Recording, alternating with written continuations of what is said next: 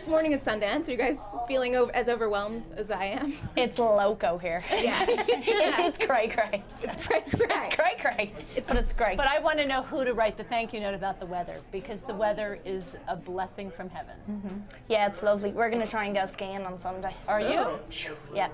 And so, Saoirse, you have 2 movies at the festival, doing double duty, which must be a lot of work. Are you feeling like you must feel a lot of excitement about promoting 2 projects? Yeah, I really do. I did a phoner the other day with Sundance.org, and I almost cried during my interview because I'm so passionate about these 2 films. And I think, obviously, one was made and about women. That's Stockholm, Pennsylvania, and Nikole has been an incredible inspiration to me. She really has, and very much kind of made me a lot more passionate about women in film, and just really kind of being an advocate for that if you can. And then the other film, Brooklyn, is really solely focused on a woman's life, and just kind of the simple yet very kind of tragic hurdles that you can go through in your, early 20s when you leave home and all that stuff. So yeah, I'm very excited about the 2 of them. Nikole, haven't seen either of them yet, but either have I. There you go. Nikole, tell me about how you saw Cynthia and Saoirse in the roles, and how you brought the project to them. Oh, geez. That was so long ago. Well, Stockholm, Pennsylvania started as a play, and actually while I was writing the play, I imagined Cynthia as playing the part of Marcy, which then came to fruition in permanent film form forever, so I feel very blessed and lucky. So I've always imagined Cynthia in that part, and Saoirse is just an incredible force, and the thing about the character of Leia is that you really need a very strong inner life, and the character's really a dynamic observer, which is very difficult, and Saoirse has such a power on screen that you really feel the person inside and the gears moving, and see her taking everything in, and she also emotes so much, doing very little, which is really difficult to do, and I actually don't know anyone else that has that kind of inner strength and power. Thanks, Nikole. I'll pay you later. So, yeah, I mean, we met on the project. She happened to be doing press in LA for How I Live Now, which is a stunning movie. And so we met, and she was my first meeting on the project for the part, and we fell in love, and the rest is history. We're still in love. Yeah, we're still to in this love. day. Yeah. It's a wonder we're not holding hands right now. We could Feel free if you'd like. Yeah, Thanks. Cynthia. So clearly this is, ooh, I like this. This is dealing with an issue that has been in the news a lot lately. The last few years there have been many high-profile kidnapping cases. Did you guys look into any of those, or talk to anyone involved, or did you want to sort of stick with the script? I myself, in writing the script and moving forward with the project, pointedly didn't do any research or look into any actual stories, because it's important to me not to repurpose someone's actual story and reappropriate their victimization into a fictional tale. This is really just, I wanted to tell an emotionally true story more than a factually true story. So I personally didn't. It's funny because when we met about the project, I'm sure you asked Nikole about it as well, just because there had been so much in the news, especially around the time that Nikole was casting and before we actually made the movie.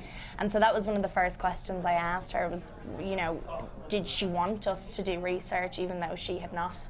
And so I didn't do it either. I mean, I usually find that with films anyway, even if they're adapted from a book or something like that, I always find if you can stick to the script and the script is strong enough, then that's kind of the most important thing to focus on. And it was, you were very, very clear on what you wanted from the very beginning, so. Yeah, to preserve also, it was people's her privacy. story.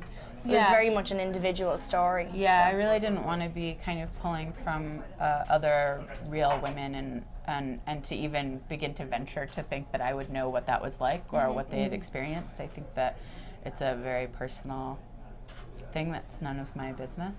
Also, it seems like one of the magical, intricate, and really fascinating things about the movie is that it's about a closed universe.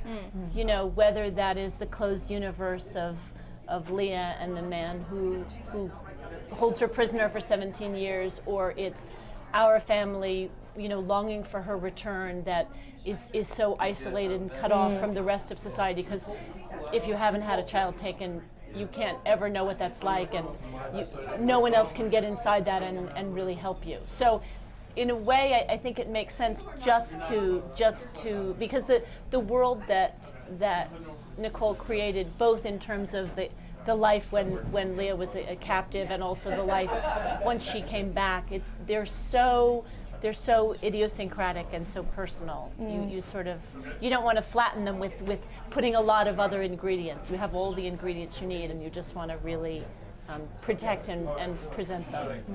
Just one last question, we'll wrap up. Since you're coming into the story not having known Cynthia's character for so many years, did you two get to know each other beforehand, or did you want to kind of come in with that distance? We didn't have a lot of time beforehand to get to know each other, but I do think...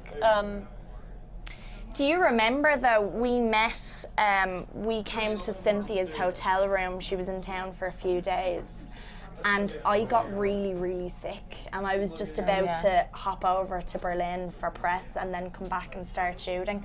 So I got really sick when I met Cynthia, and when we were in the hotel room, I don't know, we started at like 6 o'clock in the morning going through the script for some reason, don't know why, but I ended up on the couch and Cynthia was like making me tea and nursing me and stuff, so it was actually a really good bonding experience. Right. She obviously doesn't remember, but I do. I remember you brought your own tea bags. I remember you brought your own tea bags. Very specific. That's Wow. you know. Very particular. So the about maternal my tea. instinct kicked in right away. Well, it did, and I honestly do think that was a very good foundation for us, you know. So, but at the same time, you don't want too much of that, because their relationship never reaches that maternal stage where they have like a normal mother-daughter relationship, you know. And what I like about what the story always was anyway, but I think from what Nikole and Arnaud, our DP, have done with the film is, you know, you're kind of on the outside the whole time. I mean, it's very, very intimate, but you only get It's a voyeuristic film. Yeah, and you're only allowed into Leia's world when she allows you into that world, so we only get little snippets of what's happened to her before. You're kind of piecing everything together about her character as you go along. And I'm interested to see kind of what an audience would think of her character by the end of the film, you know, because she only lets you in so much, I think. So. Well, good luck with the premiere, you guys. Thank you so much for coming back. Thank you. Thanks. Thanks.